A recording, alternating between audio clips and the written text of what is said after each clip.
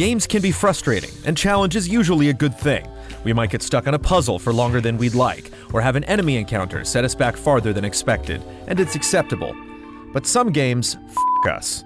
Sometimes we run into a brick wall, completely halting our progress, or get screwed so royally that there's no point in continuing. It doesn't happen often. We couldn't think of more than 2 or 3 moments in our lifetimes, but almost everyone at GT had a sob story to tell. Here, in their own words, are the top 10 games that f***ed us. Fable 3 f***ed me. Fable 3, the third Fable game in the Fable trilogy before Fable started going off and making games that weren't Fable. And the whole thing about Fable 3 was that you were king, and that there was this huge fight that was going to be coming at the end of the game, that there was no way to win this fight.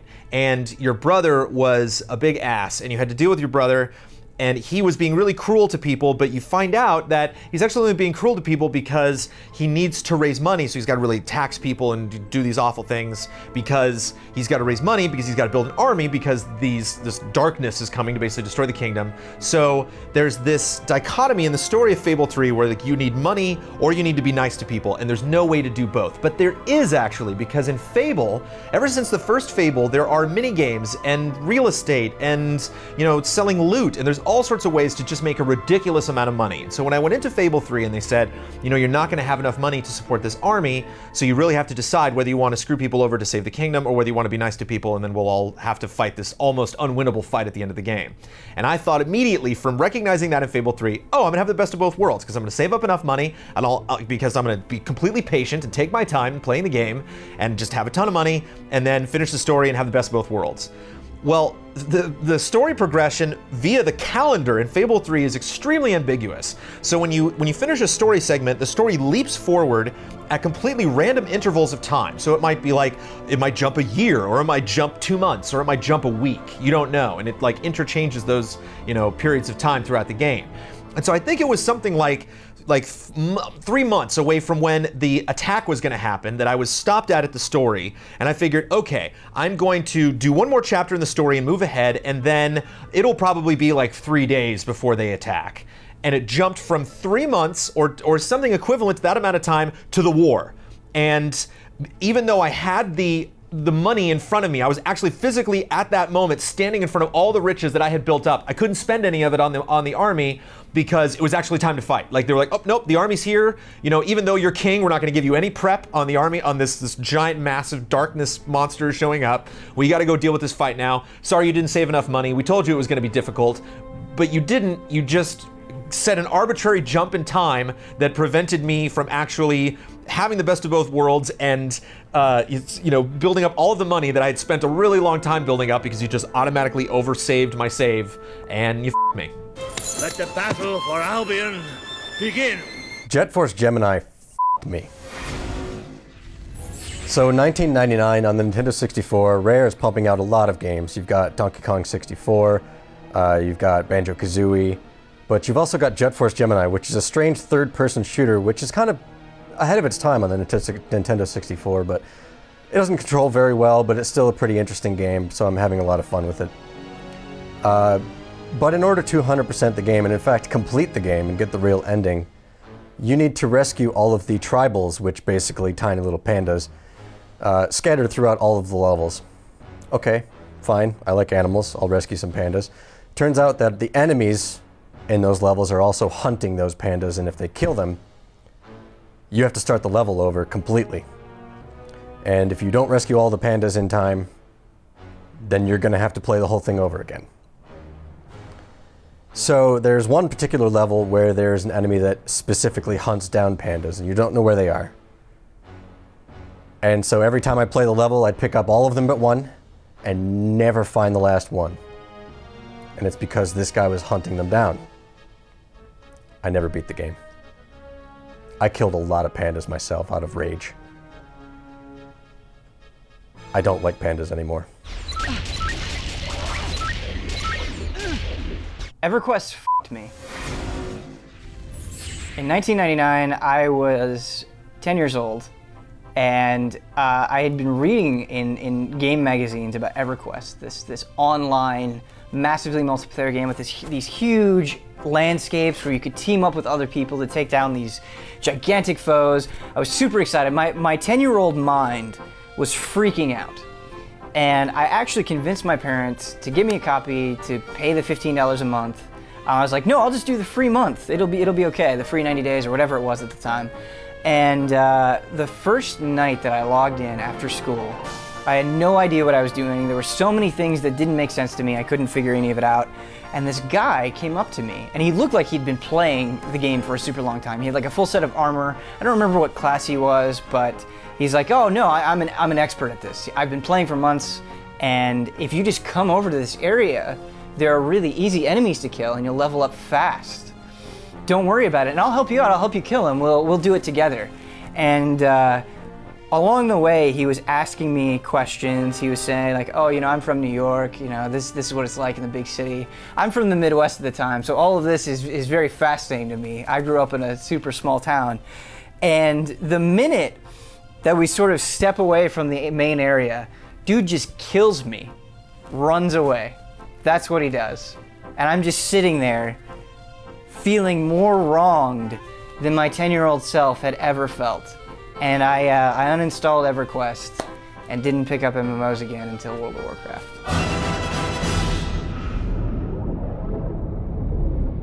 Space Station Silicon Valley on the N64 totally wasted me. So if you're not familiar with this game, it was the guys who eventually started, eventually did the Grand Theft Auto series. And instead of hopping into different cars, you're hopping into these robotic animals that have different functions and stuff with a little microchip.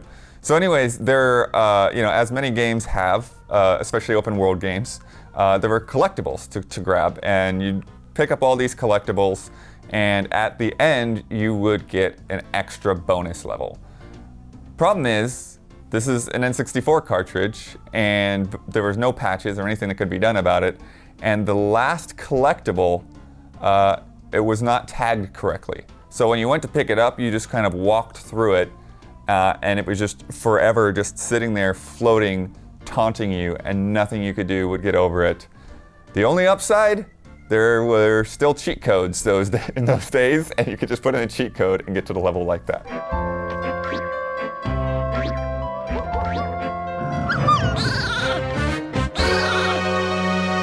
Demon Souls to me. So there's NPCs you rescue or meet throughout the game. They all hang out at the Nexus. You get spells from them, items, things like that. Good stuff everyone needs in an RPG to level up. During the Tower of Latria section in, 3.2? Something like that. There's a character named Yurt, the Silent Chief. And he's like, hey, let me out of here. He's like, we're hunting demons together. I'm like, all right, dude, you're cool. Let's hunt demons together. Let him out. He thanks me. He eventually ends back up at the Nexus, and he's there. He's kind of sketchy, but I had no idea what's going on in this game. Like, whatever, this game's weird. Everyone's weird in here. Whatever. Business as usual. Turns out, this guy kills your NPCs that you interact with in the game. So he is killing the vendors that I'm going to, getting my spells at. I got f***ed out of a trophy because of that asshole. I couldn't get all my magic from him, and I'll never forget Yurt, the Silent Chief, for that. What in the devil is wrong with you? What can you gain by killing me? Silent Hill 1 f***ed me. I was playing the whole game. I got to the end boss, and I think it was one of the bosses where you're gonna get like a crappy ending. I think it was like the worst boss. But I could only fight or deal damage with ranged weapons, with my handgun and etc. And I had no ammo. I ran out of ammo because I didn't manage my stuff effectively. And I mean, I was younger, so maybe I was just missing something, but it seemed as though I could not damage the boss. I could survive indefinitely because I could just run around. You could miss the attacks really easily. So I was just trapped in the boss forever. I couldn't kill it, couldn't die really if I mean there was no, and my save was right there, so I couldn't get more ammo, so I was just stuck there forever. I got f***ed by Silent Hill. What in the devil's name? 13 f***ed me. So back in the original Xbox, there was a game called 13. There was a very interesting first-person shooter. It was cel-shaded. It was a murder mystery because the president gets assassinated, and I think you're on the Secret Service, or you're just a member of his cabinet or something, and you get accused of the crime, so you're running around. There were lots of different locations. It was just a very interesting, visually looking game because it was cel-shaded, but it was a shooter. Really enjoyed it, and my gameplay experience with 13 came to a crashing halt when I entered a level that was in a submarine. And the level required absolute stealth to the point of instantly failing you if you made noise. This doesn't mean that like guards would come rushing in and there were too many of them to fight, so you would fail. The game would instantly fail if you shot a weapon that made any kind of noise. And the only weapon that you could use to kill people on the submarine was a crossbow, and there was no crossbow ammo in the level. And it saved the amount of ammo that I had from previous levels, and I didn't have any crossbow ammo, so I couldn't play the level. And the game was over. There was nothing I could do. There was no way to progress. I only had one save that I had overwritten going into the game. And so because I did not have the ammo that they required and did not give me the ammo in that level, I could no longer play the game. And to this day, I have not seen the ending of 13 for the original Xbox, which may be good, I don't know, but it f***ed me, so I couldn't finish it. Arcanum f***ed me. So there's this game, Arcanum of Steamwork and Magic Obscura, that's really good. It's like the old Fallouts. It's like isometric, running aroundy. You can be a mage or a tech person or stuff like that. It's really cool. But I was in the main city and I died somehow, and my body was just laying there in the street of the city. And I'm like, well, all right, crap. So I went to load my game, but I hit save instead, which saved over my game.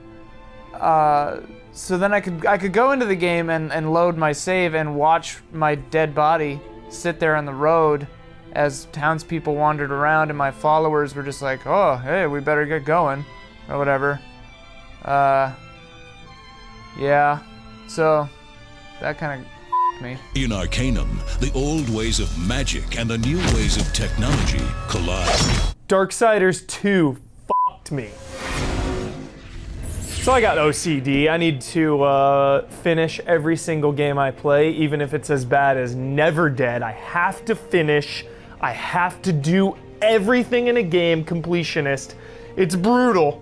So Darksiders 2, not a short game. I'm like 30 hours into this thing, loving it, way more than the first game. Deep into the game, 30 hours, I've done all the side quests. I'm at the very end of the game. I'm like 30 minutes away, I later discovered after I looked it up. There's a switch you have to push that opens a door to progress. I pushed the switch. The door didn't open. I was looking around, I'm like, am I doing something wrong? This is a puzzle game after all. There's all these different blocks and balls I gotta move around. Like, oh, I gotta be doing something wrong. I reload the game. The switch is pushed already, locked in place. The door is still shut. I look online, I look on forums, YouTube, NeoGAF, Cheat Code Central, the whole 9 yards. Everyone's like, yo, you can get a game-breaking bug in this situation. Never finished Darksiders 2. Looked up the ending later. I'm fucking pissed. I'll never play any game in that series again. I've beaten death once, and I can do it again. Conduit 2.